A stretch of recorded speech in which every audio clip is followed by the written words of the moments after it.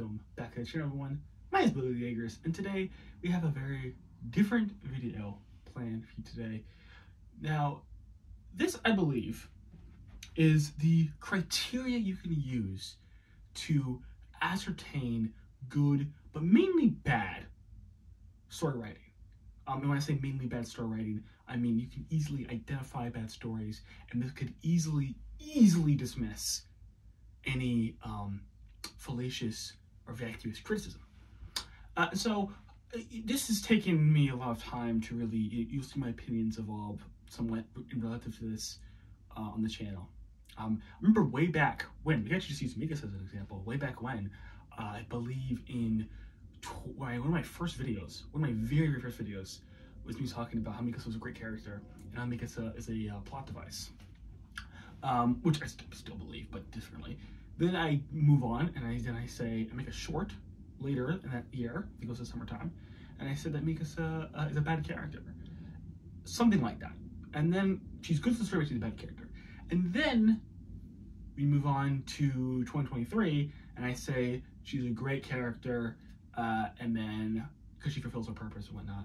And then now we're in 2024, where I pretty much have the same opinion on Mikasa, but that my evolution on Mikasa is what, I guess you could say, inspired this, or really got me to think about what is a good character. And I've seen a lot of people on Twitter say, oh, she's a bad character, she's one-dimensional. I'm like, based on what grounds, right? It's like, you ever hear a criticism and you're like, when you're talking to someone, you're online, if you hear a criticism, you're like, what is this based on? Like, okay, sure, that's true. Like, what is this been based off of? It's sort of like hearing, oh, you know, Andy's a bad character, she was pulling hair. Okay, that's true, but like, was there like a convention I wasn't invited to at the time of one characters are bad? But anyway, this is what I believe to be the objective formula for what a objectively good story is and an objectively good character writing is. And so this will explain a lot of my philosophy when it comes to approaching storytelling. And so here's the first thing. Here's the first thing that I want to say. My basis for this is predicated on the presumption that to convey a message is the ultimate goal of story. Now, I'm not going to get into a whole tangent about why that is. That's a whole separate discussion. But let's just assume, let's just presume that the purpose of the story is to send a message. And if you disagree, I would really challenge you to think, like, what else? Let's do this. Just a very simple syllogism. Is there a motorcycle? Premise 1. The artist can be talented. Premise 2. Art can be good. And so, if art can be good, what makes bad art, right? So if you believe artists are talented, or can be talented, then you believe that artist has an objective quality. Because if you believe that artists can be talented, you believe they cannot be talented. Meaning it takes some sort of special skill to be good at art. And so if you believe that is the case, then you would have to come up with some sort of paradigm for what it is. And to me, the way you judge things is based off its purpose. As an example, a car. You base it upon what its intended purpose is. And I'm not even talking about getting you from point A to point B. Let's just get down even granular. Because that's an oversimplification. People buy different cars for different reasons. For example, a good sports car cannot be a good luxury car. It just cannot. The two philosophies related to what a good sports car is and what a good luxury car is are diametrically opposed. And so you cannot have both a good sports car and a good luxury car. Some people care about, gas mileage. Some people care about acceleration. All those things. And what car manufacturers do is they design their car around what the intended audience is. And the greatest possible car, which I believe is the Rolls-Royce Phantom, just my opinion, is what accomplishes that purpose the best. And so that's really the ontology of quality. Does it deliver on its purpose? And I use football as an analogy for Mikasa in my Mikasa video. I said that you don't judge a quarterback based upon how many yards he has, how many touchdowns he has. You base him on how many games he leads his team to victory.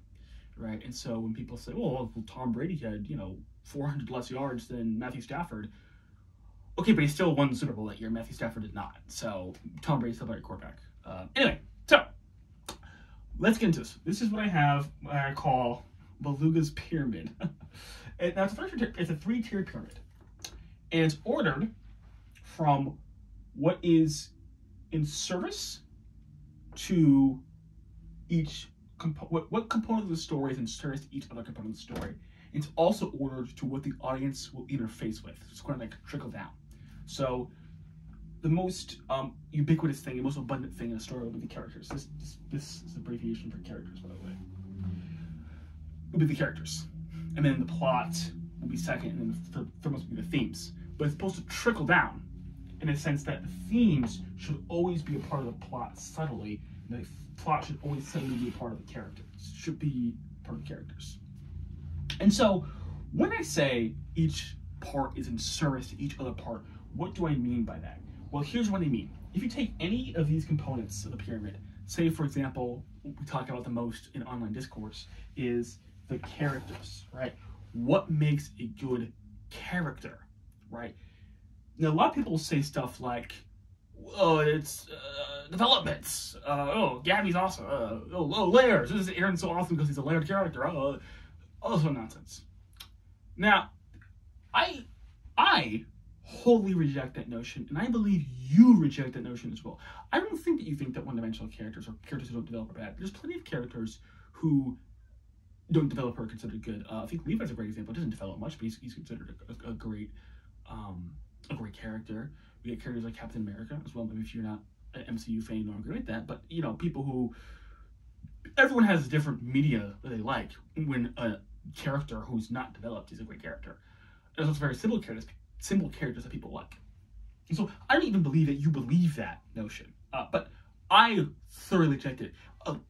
A character is good, and so I have the three-tier pyramid, insofar as he serves to move the plot forward, and it's in service to the themes.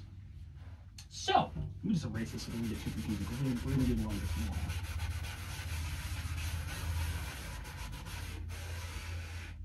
So, what does this mean then?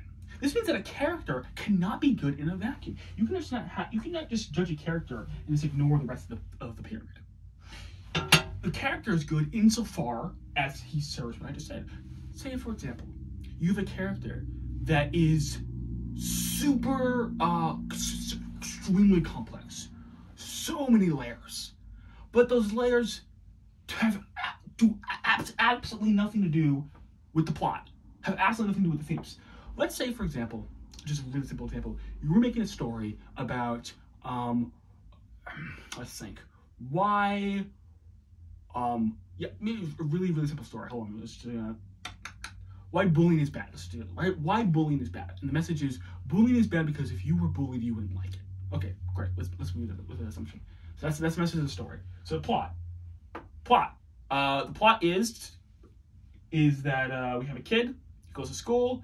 He's a smaller kid. He picks on the kid. He bullies him, and then a new kid transfers from another class. He picks on the bully, and the bully understands what it's like. The bully and his former bully victim kiss and make up, and all over the world, the thing the story's been accomplished. The message: don't bully because you don't like to be bullied. Let's assume that the new bully, the guy who transfers from the school to bully the bully. Let's assume, for example, actually, let me just draw the three characters so we can have a good visual aid. So we have, let's see, let's call them Bill, Jack, and John. Okay, so John is the one who transfers from the school, and he bullies John. All right, this is the bully. This is a small kid. Let's draw the funny face. All right, so let's assume, for example, that this guy, Jim, let's call him Jim actually. So John, Jack, Jim.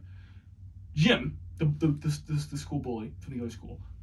Let's assume that he has all these layers. He has this super complex mommy issues. He's like super, which that's probably could play into things. Like, let's say he's like a super weird fascination with Pokemon cards. Let's say he also loves race cars. And let's say that he has like a half brother. He has like some conflict with him because his dad doesn't like him, but he likes his brother. Sorry, the half brother's dad doesn't like Jim, but Jim likes his half brother, so there's all this conflict. And let's say you have a super complex, super, they use the word characters, who's super characterized. And then, so now we have a story, and now none of Jim's traumas or complexity has anything to do with the plot of Thieves. People are gonna be like, well, why was he obsessed with Pokemon cards? What was this whole plot line with, you know, his half brother? What was that? What did any of this have to do with any of this? It's just as a Chekhov's gun fallacy. And so this means again that the assertion that a character that exists, that is a good character in and of himself, because of these, you know, predicates having having complexity, having development, having this and that, completely fallacious, and I thoroughly reject that notion. And furthermore,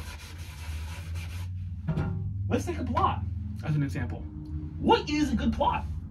Well, under my definition, a good plot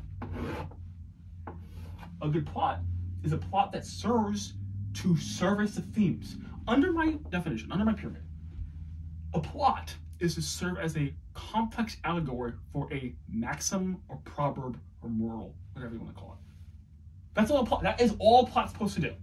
And so let's take the maxim. Let's say just don't judge a book by its cover. Sorry, don't judge a book by its cover. That, you know, common maxim. The plot of a story is to make a complex allegory to show why you don't judge a book by its cover and how it relates to situations we were in the real world. So let's say we're in a social media age, right? So let's just use something super modern. So we're going to say, how does don't judge a book by its cover ring true in the social media age? Okay. Well, let's say, I was spending way too much time on Twitter. Holy crap! Let's just say it's a plot about someone who judges someone based off of their profile picture. They think they're stupid, but they're actually really smart. Actually, happens to me a lot. but anyway, that's what a plot is. And so this is why the pyramid is ordered this way, because it is inappropriate for the plot to serve in being service to the characters. What do I mean by that? Well, there's a lot of shows where the plot is simply there as an excuse for the characters to interact, and the ultimate purpose is to get the characters to interact and for you to be entertained with them reacting. And entertainment value, actually we'll have to talk about this. Entertainment value is not a real thing. Now, let me just quickly clarify what I mean by that. When I say entertainment value is not a real thing, listen very closely. What I do not mean people don't feel entertained by something. That's what I'm saying. I'm saying entertainment value, since it's subjective, doesn't exist in the real world. So everything subjective exists within yourself. For example, you can't see it, there's a blue car outside. So let's say, and it's made by Ford. Let's say my dad works at Ford. And, you know, my family's been a Ford family. We all have Ford vehicles. We love Ford. I'm biased towards Ford motor cars. Now, assume for a second I come to you and I say, that car over there is objectively the best car because it's made by Ford. And you say, well, what is it being made by Ford doing anything? You say, well, I'm biased towards Ford, so it's better. You would thoroughly reject that notion. You would thoroughly reject that notion based on the fact that my bias is not an actual thing that exists in the real world. It's not a metaphysical thing. It's not a physical thing. It doesn't exist in the real. It only exists inside my mind. Therefore, it's not a real thing. It's not a real criteria. Entertainment value, there's no objectively boring or entertaining thing. Entertainment value is simply something that's completely in your mind, and is not in the real world. So when I say entertainment value doesn't exist, that's what I mean. And so that's why when I say character-driven shows are bad, that's what I mean. Because they have the plot in service of the characters, not the other way around. So, let's talk about the plot, as I just talked about. So, we already talked about characters. Characters' goals are supposed to serve the plot, and it's supposed to serve the themes. Okay, well, you may say, well, Beluga, that's ridiculous. People should stop focusing on sending messages, and they should start focusing on on making good plots. I reject that notion. Do you remember the analogy I just gave you about the bully? You remember I mentioned that there was a plot thread. Now, about this half-brother. So, I mentioned the plot thread. Now, if I were to come to you and say, well, this plot is a good plot, and you said, well, no, Beluga, it's not a good plot. This tied into nothing. And I say, no, it's good. Like, we have complexity, we have conflict, all this vacuous stuff people say. It's science routine, all this stuff. Okay, but you say, well, it led nowhere. When you say it leads nowhere, what are you actually saying? You're saying it wasn't leading up to the point of what the story is saying. What you're basically saying is it had no plot relevance in the sense that it didn't, affect anything in the plot, and it didn't affect any of the themes. It was supposed to go somewhere, but it didn't go anywhere, right? It cannot be a climax, because you could have a plot thread that has a climax, right? Again, take my Beluga analogy. You have the plot thread. This plot thread that goes absolutely nowhere. You could have this giant climax in which he let's just say off screen he settles this with his he has a big fight with his dad. He settles this with his dad, but none of the characters know this literally only exists between Jim and his half brother and his stepfather, and it barely gets any focus. Now that's the main focus, because that's very important. It barely gets any focus, and you see it, sometimes having this big fight, this big climax. You would say that went absolutely. That went absolutely nowhere. What was the point of that? What was the point of that happening?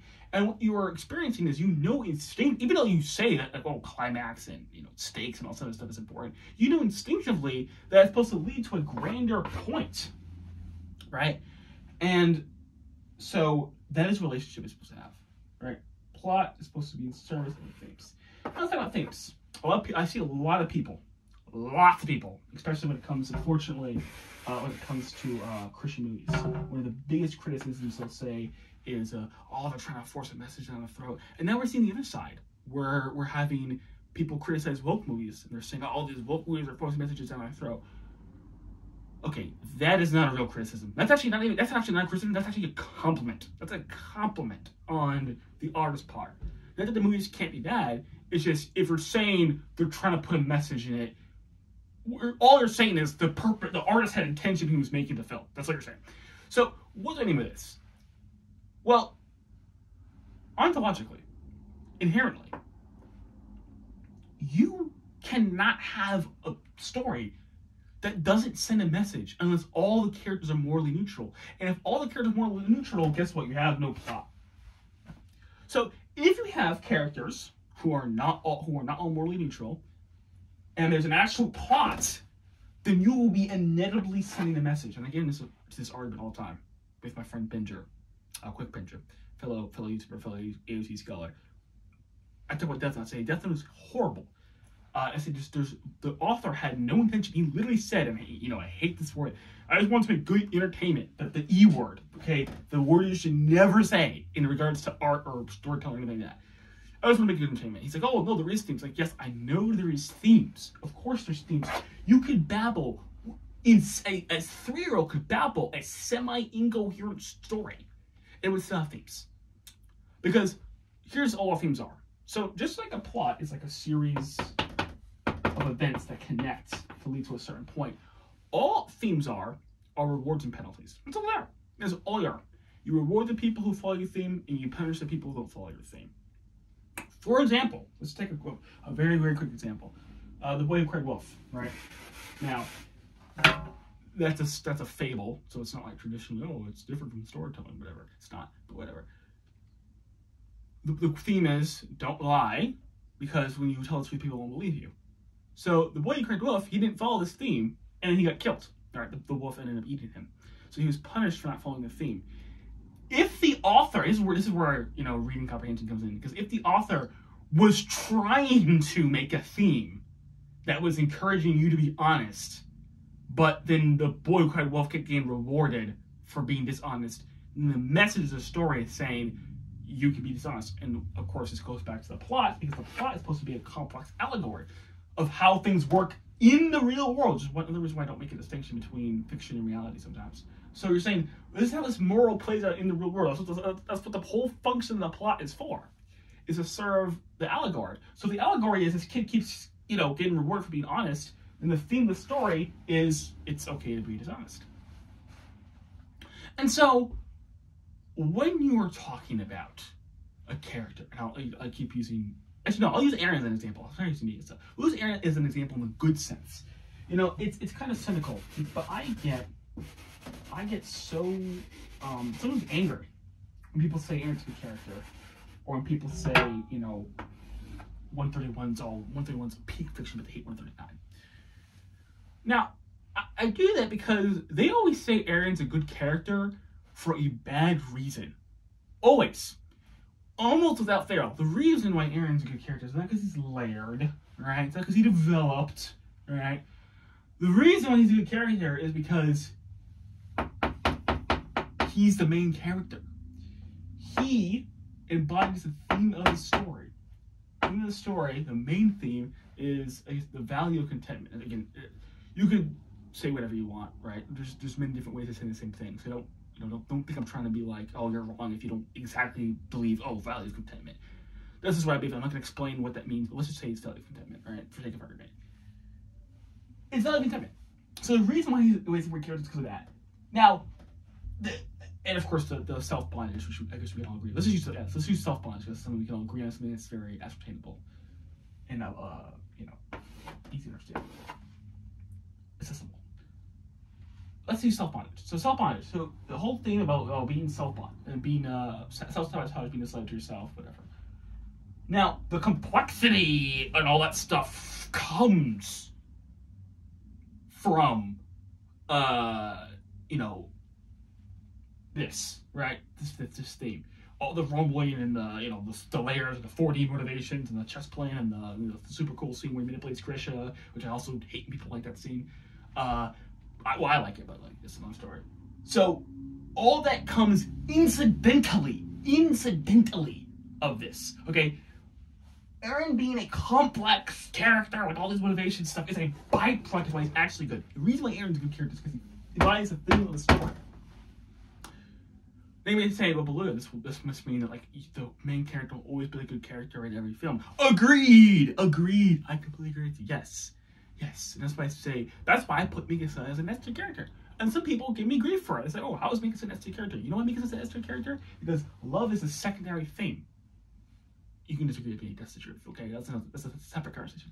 But if love is a secondary theme, let's just say love is a secondary theme of the story, then that would mean that all that would be required for her character to be good is for her to not violate the plot, not have weird plot threads and weird stuff that goes nowhere, and then accomplish the themes. Did she accomplish her purpose in the narrative? Did she accomplish the theme of showing perfect unconditional love? Yes, checkmark, 100%. So if you say to me, then, oh, well, she's not that layered or complex, I'll be like, well, okay, that has nothing to do with this, though, right? That has nothing to do with the themes of the story, so why are you saying it's bad? Well, I would have liked to see it. Okay, this is why I said about the brain on plot thread. If you have I remember people saying, oh, she should have, hobbies. What does her hobbies have to do with the theme of the story? What does that have to do with anything, right? And people say, well, it's good characterization. Another word I wholly reject. Oh, characterization. Okay, what is the value of characterization? Tell me from an objective standpoint, what's the value of characterization? And secondly, here's the other thing people don't understand. I was actually on Reddit. Why don't I spend so much time on the internet? I was on Reddit and I was reading stuff, and they were saying stuff about, oh, Peak is a bad character. She should have been explored more. I'm like, okay, wait a second. No, I think most people disagree with that. Most people understand, okay, minor characters have minor roles, and the main characters have major roles. It's not a bad thing for minor characters to get all the screen time. So Peak's a minor character with an extremely minor theme. She's actually mostly there for plot purposes, which I forgot. I actually have to talk about that in a second. She's mostly there for plot purposes. So Peak is basically only there for plot purposes. If you were to do a deep dive into her and characterize her and have all these weird, complex motivations, this would distract from the plot. That's what you guys understand. We would be taking time. We would be going on the plot, okay, Barley, Invasion, Liberio, and then we take this wild left turn out of nowhere completely into Timbuktu, have nothing to do with anything. And then the audience would be like, most of us would be like, well, why are we? What is this so detour for? What is this about, right?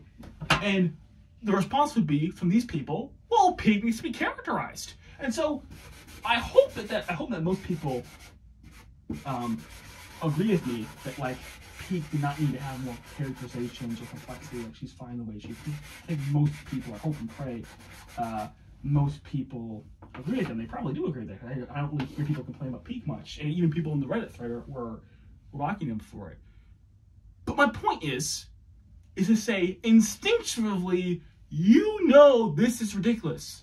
Because, you know, if we spent all this time characterizing Higas and giving all these hugs and complexities, that would have nothing to do with anything. It would actually distract from the plot for no reason. For absolutely no reason.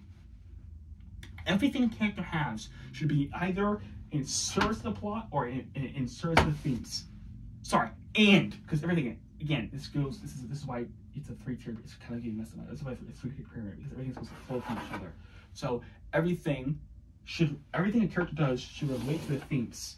It may relate to the plot on the way there, but it has to relate to the themes. And it may relate there. It cannot just relate to the plot. Well, actually it can. It can relate to the plot. But the plot should always have the themes dripping in it. Therefore, everything the character does is in relation to the plot.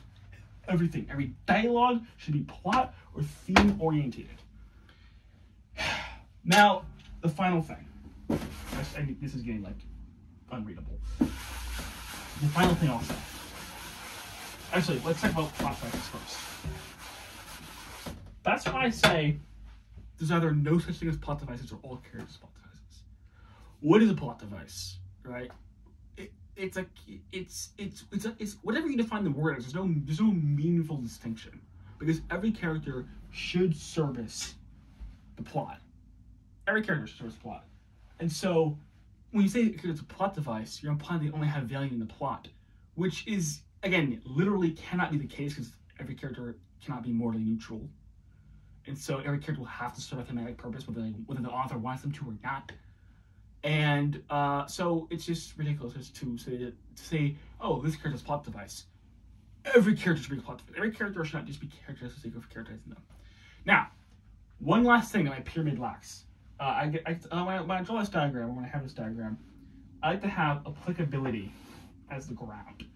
So the framework, the stonework, the bedrock of this is brick. Right? The bedrock for this is applicability. Everything has to be applicable. So everything flows down to the themes, but everything stands on the applicability. Maybe I should draw my pyramid again.